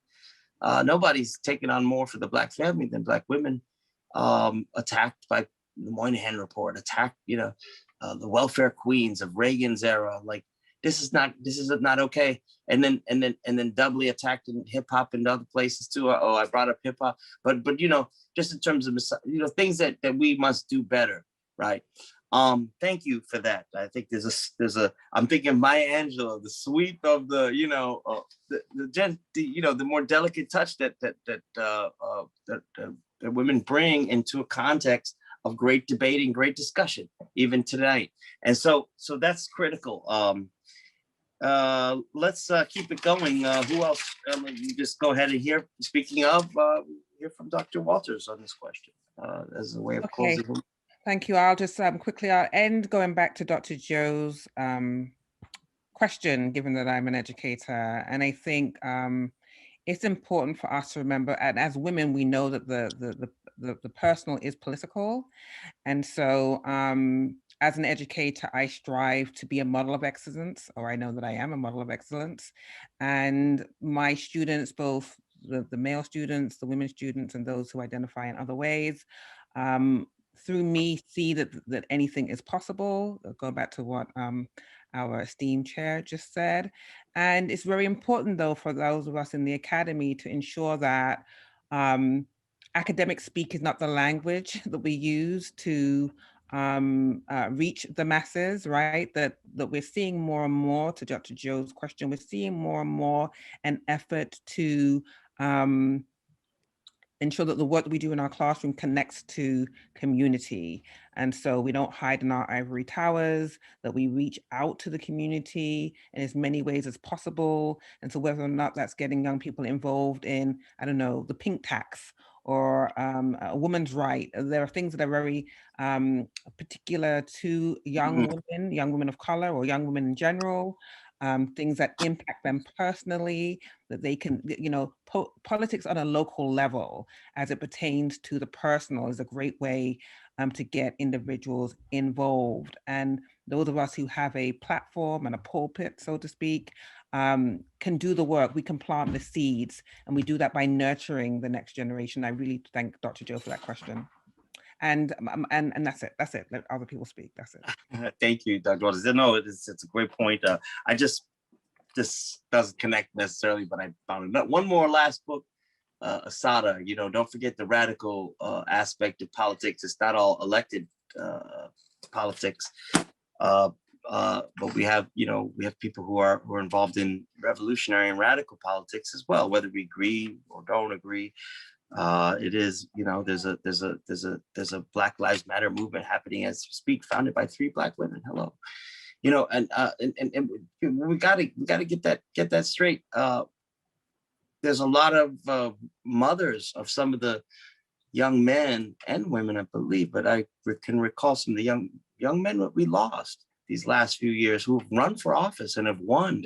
Their city councilors, their mayors, their in various positions. So that's very important too. And this same thing happened during the 60s. A lot of people who came out of SNCC did run for office. Julian Bond, Marion Barry, who people, laughed about at the time, but he comes out of SNCC, right?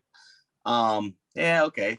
Anyway, but a lot of people who went into the elected area. So thank you very much. That's a profound statement and a profound question. I think we're all thinking about these same things. And so I'm going to keep it moving here just in the interest of time, but these are great closing statements. And I want you to speak as the spirit moves you or take your time, as they say, and let us know what we need to know leaving out of here.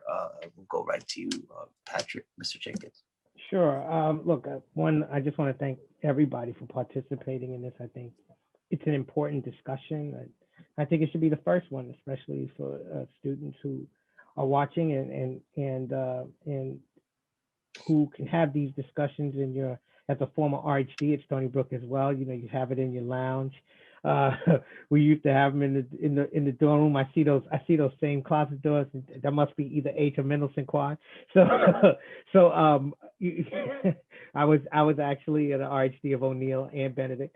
So I would say that look, it's important to have these nurturing conversations. I encourage them. I love to have them. You can invite me back 100 times for this kind of discussion. I know Deepti talked about it. My first intern when I worked in Congress was a Stony Brook grad. The last intern I just hired on Monday, he just graduated from Stony Brook. Many of you may know Jabron Grant. He just started on Monday on my team. And I try to keep that pipeline open. We talked about the pipeline. I think it's very important that we give opportunity, give people opportunities, give women more opportunities to participate early. I mean, that's how most of these postgraduate jobs happen, right? And also a way to discover your talents and your interests outside the classroom is to be a part of an internship, a volunteer opportunity, something as small as an office or as large as taking a trip over to Africa and being part of the Peace Corps, whatever it takes to not only get the quote unquote book knowledge, but also get the experiential knowledge and the experiential learning and to broaden your horizons to get outside your own comfort zone at times. And I try to do that for people. And I think that as we talk about, the doctor talked about going broader than politics. I'm of the world, and I believe politics is in everything. In my firm, I deal with tech, I deal with fintech, I deal with nonprofits.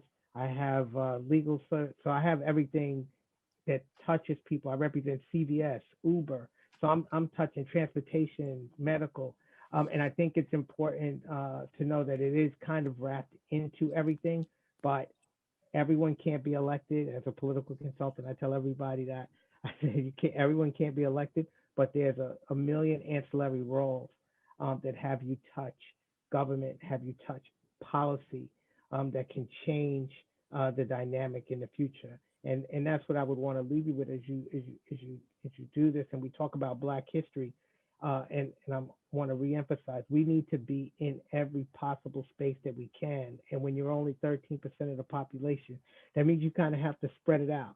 Hey. We have to spread out, but we have to be in every space that we possibly can. We have to be present. We have to represent, and we also have to add our lives and our experiences to these spaces to make this country reach its real potential. And as you can see from the last election, we are an extremely divided country. We are an extremely a polarized country, and the only way to change that is for us to insert ourselves into every possible situation, so that spirit can be felt. Those experiences can be heard and hopefully understood and learned from.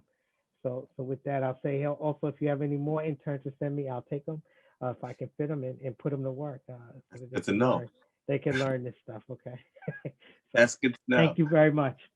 Thank you, sir. Thank you, sir. It's wonderful hearing you all talk about alumni stuff. I remember I'm as a faculty member. I don't know the campus as well, but I've been kind of taken in by the Black and Latino Alumni Association. So I feel like an honorary member. So I appreciate you and appreciate your recollections and your warmth about that. Well, I'll just cut you off and say you should just get me and Dr. Joe and Fidel and Errol, and we'll sit you down and tell you all about Stony Brook. Hey, anytime. Tell you about the revolution. Tell you about the revolution that took place in '88 and '89. It's critical. That's the next one. And everyone, a lot of people, if I don't know, a lot of people need to know too. And we need to know. I feel so proud to be part of the tradition. Yeah, the old Black World newspapers are online. You should take a look. I've seen. No.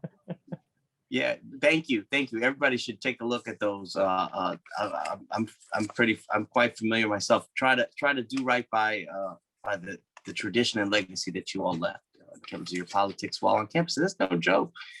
People are here to be studying and learning, not trying to lead, and change. But as someone else mentioned, and I think it was Dr. Joe. We'll come to him in a moment. But college does afford that opportunity. And look at the amazing things that have come out of Stony Brook in terms of opportunities and what people are doing. I think it needs to be noted, and it will be noted. You all are proud, are graduates of a great university, only getting greater every year. And that's due to your efforts while you're on campus. And then staying connected as alumni is critical. So many campuses I know that don't have strong Black or minority, so-called minority alumni associations, and that makes a difference. The kids need us, and they're going through it on campus today. Thank you, sir. So we're moving right along again to Deepti Sharma again with a closing thought? I feel like having a closing thought is a lot of pressure, but I will just leave, I think what Patrick and Dr. Walters and everyone has said and will say will be things that you should walk away with for sure. But I would say like making sure that you take advantage of the opportunities that do come your way. If Patrick said that he is willing to offer you an internship, take it, because it's important that you learn about the process from the people that are a part of the process and learn from people that have been doing it. Because from there, that's when your world opens, right? I interned for a mayoral campaign in 2005. I kept working at it, wasn't really getting paid until I started screaming at them, being like, I'm working 10 to 12 hours, I need to get paid.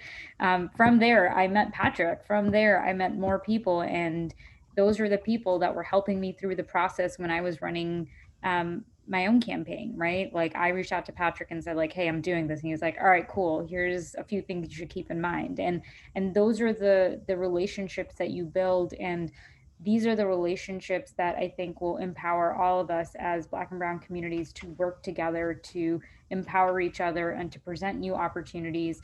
And like Patrick said, right, I think the other important thing is that not everyone is going to be an elected official. Just because I didn't win this time doesn't mean that I can't continue to be a part of the process, can't continue to contribute to my community. We have to remember that the failures that we incur in our lives are the ones that we learn the most from, and are the ones that present the next opportunity and the next thing that we need to do to continue this like path of like being seen and represented. I've lived by one mission from the moment I graduated college, and I mentioned this earlier, is just two things rather. You can't be what you can't see. So I've always tried to put myself in places that will encourage others to kind of keep at it, keep going. And the second is continue to provide opportunities for underrepresented communities, because they don't come, a lot of opportunities didn't come my way. I had to go find them.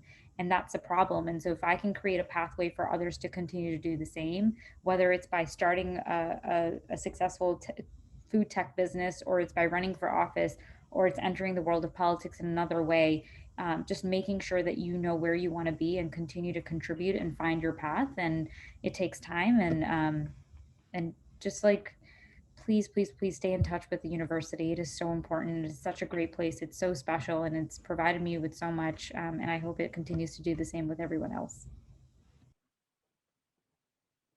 Thank you so much, and we wish you best of luck in your future, whatever you end up doing if you run again. And I have a feeling you might. Okay, Patrick, that's already been. And that's important. Those alliances, those connections, resources are important for running. People do got to support somebody. And also trusting the candidates' viewpoints. Shirley Chisholm, who was mentioned earlier, there was a huge convention called the Gary Convention. What happened in Gary, Indiana, in 1972. The National Black Political Convention, I believe was the whole name. And that was a key kind of pivot point in terms of, embracing electoral politics in terms of what the movement was doing at that time, Black Power movement at the time. Of course, Amiri Baraka was present, and you all know that Amiri Baraka taught for many years at Stony Brook. That was that's where Jesse Jackson gives that speech. It's nation time. It's nation time. What time is it? It's nation time. But Shirley Chisholm wasn't there. And so she decided, she made that call. She made that decision. And she was working with Dellums and all these other folks. That was her call as a candidate for reasons that she felt strongly about. So very interesting stuff. And I just thank you in terms of helping us understand what goes into a successful campaign. I would urge everyone to remember that I'm talking too much now, but Black Power is not just about something out in the streets. If you read Stokely Carmichael and Charles Hamilton's book, Black Power, it's really a manual, and there's a whole chapter in on electoral politics and Black Power. So this is that's seizing that power in society, electoral office, and amazing. 13% of the population, and yet look at the impact. African Americans have saved this country so many times. That needs to be said. But anyway, wow, you got me thinking there. And so then let's move going again right back to Dr. Joe, who got us thinking about some of these connections too. Yeah. Well, thank you all for the opportunity just to be in this conversation. So I appreciate that. I think I'm just going to leave the new generation with just one thought. If there's, it's very important that you have very good skills around analyzing and understanding information. But more important, we need some new thoughts. We can't keep pitching the same deal. We need new deal strategies of how do you shape or construct communities, and you have to have a very eclectic reading skill, reading appetite. But we just need really new thoughts for how do we make this union a lot better and more equitable. So I'm just hoping that's what will come out as you having good spirit, but really, really push for new thoughts wherever you can. And I'm just gonna leave it there. That's great. That's very inspirational. Thank you, sir. I think that's absolutely right, because you never know, where the next idea or the next direction may be coming from. Speaking of new thoughts, we had, let's close with our two student representatives. What kind of new ideas or new thoughts that Dr. Joe's talking about should we be looking at, Maya, and then Julia? Yeah, I definitely agree with that. Well, my dream is to become a White House correspondent in the broadcast world. And like growing up, I didn't see many Black women or Hispanic women in that role. And to this day, there's still not a lot of people. But I kind of took that opportunity when I interned at CNN. I told my supervisor, I was with the audio department, so it had nothing to do with broadcast, but I told her I need to talk to Abby Phillip. I've always looked up to her and just how she rose through the ranks. And now she's one of the faces of CNN, one of the only Black faces of CNN. So I definitely, I chatted with her and she told me how it was difficult for her. And to this day, people still kind of always acknowledge her as just like the Black token. And I think that's a big thing we need to get rid of. So maybe an idea could kind of be like how to get rid of that idea of the Black token and how we need those tokens anymore. Yeah, that's right. Some outmoded ideas with us still that we need to get rid of. We're dealing with new questions. We talk about microaggressions. We're talking about color blindness as racism. People, some of these kinds of ideas are a little bit new to folk, but I think even largely just the idea of winning, right? Winning these campaigns and races, and looking at the numbers, sizing up the campaign. When AOC ran, took everybody totally by shock. Nobody saw that coming. I'm from Boston. When Ayanna Pressley ran, nobody over there thought she was going to win. I told everybody she's going to win. It's going to happen. I could see it. But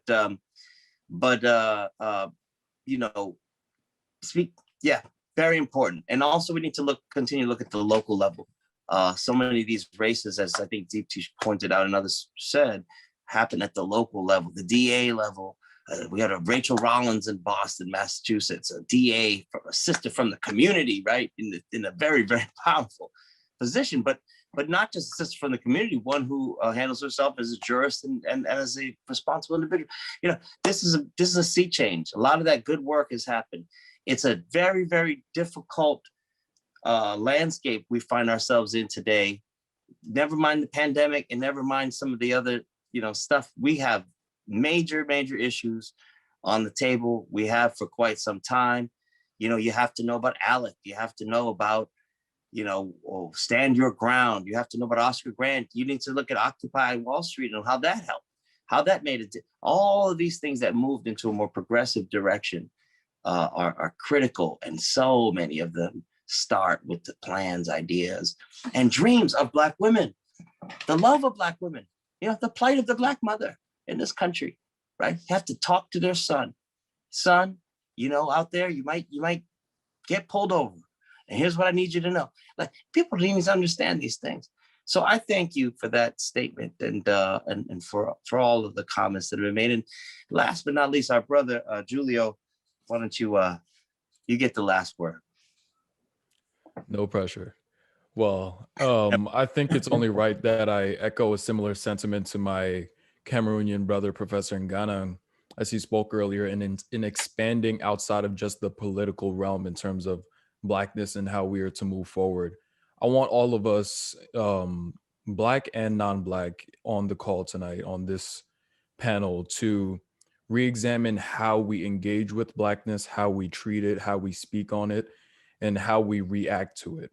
Because I don't think I'm the only one who, due to the privilege of having access to and occupying a higher education institution and a PWI at that, when you come across another Black person who enters the space, you don't always see them as immediately kin.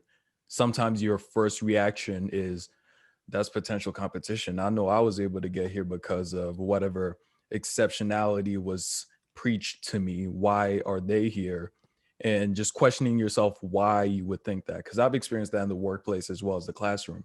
And I'm not too proud to say it, or rather not to say it. And to really change how we address, again, I'm going to say respectability politics and how we engage with it in very real ways every day, and showing up how you are as you are, and questioning who created the rules we abide by, whether it's in the political realm. Of course, there are cut dry rules in that you can't really, shimmy too much when everything is a law and a bylaw that has existed for decades. But outside of that, whether we're showing up in academia, in our everyday lives, in the workplace, wherever you are, and engaging with Blackness on a more global scale, like Professor Nganang said, assessing how we are treating Blackness and how we are engaging with it. Because I personally have a podcast, and shameless plug, I dedicated the entire first season of it to Black women, because last year was especially hellacious for Black women, in my opinion. So I took the time to interview only, interact with only, and to speak to only Black women. And in doing so, I provided a platform where I did my best not to speak as much, because it's one thing for you to celebrate Black women and be like, Black women are great, Black women are great, they're awesome, they're the greatest thing ever. But in speaking on them and giving them so much credit, you risk over speaking and talking over them. If your platform is meant to elevate them, let it be that. Don't let it just be you speaking about them. Pass the mic. And when you do, shut up. Pass the mic and shut up. Because more often than not, Black women don't speak unless they absolutely have to. And when they do, and they have been for a while now, we need to listen intently and intentionally and very deliberately. Because any good thing that has happened in my life, it has been as a consequence of the influence Black women have had on me. I'm an unashamed mama's boy. Like, my mother means the world to me. I was raised predominantly by the women of my family, and there is no Julia without Black women. So I want all of us to, as much as we can, consider how you're engaging with your Blackness. And when you speak on Black women, or if you're a non-Black and you're a person of color, how you are addressing and treating the women when you show them attention. Because if it is to be performative, you might as well just not do it at all. There was a lot of performance last year, so much. There still is till this day, whether you're talking about the Black squares of last year or the people who were all gung-ho about Kamala, but then if there's to be a political or personal attack lampooned against her, they're quiet because they got her in office. She can handle it on her own now. Wow. Or even like our sisters in everyday life. My dog's trying to get in. She's at the door. But in our everyday lives, just showing up properly and how they want us to.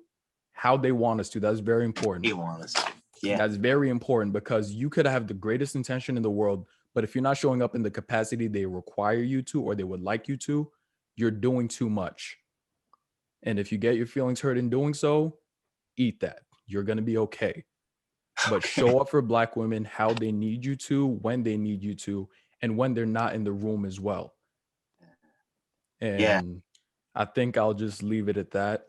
The podcast is called Across the Mic with Julie Otaku. My little brother came up with the name. Eventually he'll get a cut of whatever proceeds or funds are made from it. And I want to thank We all get all some of of you. that too, right? Oh, absolutely. Intellectual property, it's been created tonight. So I want to thank everybody for having us on tonight. Maya, it's always a pleasure being associated with you anywhere, and everybody else here on the panel. Absolutely inspirational. Deepti, you're incredible. Mr. Jenkins, you're incredible. Professor Dr. Walters, you're incredible. Professor Milewski, you're incredible. If I say everybody's name, I'm gonna be like that one Whitney Houston speech. But you get my drift. Thank you. Thank you to Thank you, everybody man. here. Yeah, thank you, my brother. Thank you. You know, Wait, what's the name of your podcast again? Sorry. Across the Mic with Julie Otaku. I'll just drop the link in the chat. Across the Mic with Julie Otaku. Everybody check that out. And that's on YouTube and Spotify and all that good stuff. I'm assuming Apple Music and all that. All right, great. Wow, thank you all so much. You know, we could go on and on. We're going to pretend like we were going to end at 9. It is around 9. But, you know, I think that it's perfect because there is a lot to be said and a lot to say. And even with our extended program, we didn't capture it all and never can. But I think, Julio, I like how you left us off, you know, and as the son of a Black woman myself, I felt that. I really felt that. Would be nothing without my mother, without her, and without my grandmother and a lot of other relatives and family. Thank you all so much. I hope I encourage America, identify with the plight, right? Our heroines of politics, right? Who do what Julio said. They swallowed their pride, they swallowed their feelings, they pushed down a lot of things that I don't even pretend to fully ever know about, you know, because we haven't walked in those shoes. And so I appreciate, you know, you're absolutely right, Julio. We got to do that. We wrestled with it as we planned this. We wanted to make sure we're leaving room for that voice. And you know, as you go about and as we, you know, live through this time period that we're in now, keep in mind the plight of the Black woman, and keep in mind the plight of the Black woman in politics, and the sacrifice that gets made. And not just the plight. Let's not end with the burden of Black women, right? Let's celebrate the strength of Black women. Thank you. Right? I was going to this bridge on my back. As Patrick said, it's Black women who have to like put black men on point. So let's end with Black women's voice. Yeah, end with Black women's voice. And we will thank Badel and the rest of the Latino and Black Alumni Association for this evening. And as we move forward, we will celebrate the strength of Black women. And we thank you, Dr. Milewski, for moderating this evening. You did a great job, and I'll hand it over to Badel. Yeah, I just wanted to say a few words about how we should be celebrating this ecosystem we have also. And it starts with Africana studies. Africana studies has always been there, nurturing and really helping us shape our views and shape our dreams on how we want to impact the world and the careers we go into. It is evident by Patrick Jenkins, Sean Joe, and it's also evident by the stars that we have on campus in your Julio and in Maya and in Natalie and Olua. You know, so this ecosystem is just beautiful, and we should definitely celebrate that also. Thank you, and thank you, Badel. Thank you for being the kind of brother who has the understanding of what we needed to do in terms of shining the light on Black women.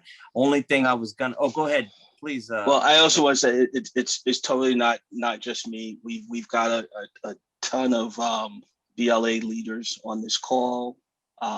We've got Carla. We've got Raymond, who you guys spoke to before. We've got Olu, we've got Natalie, we've got Gerda, we've got Deborah. I mean, I can just go down the list. This night wouldn't have been possible without all of them. And definitely thank you to our valued alums, you know, Sean, Joe, Patrick, Deepti. You know, you guys always answer the call, you know, and we appreciate that. Absolutely, absolutely. No one appreciates it more than me. Thank you all again for trusting me and always in our working relationship. I value it, treasure your friendships more than I could say. And you know, what a legacy to be associated with. So we thank you. And Rashad, I forgot Rashad.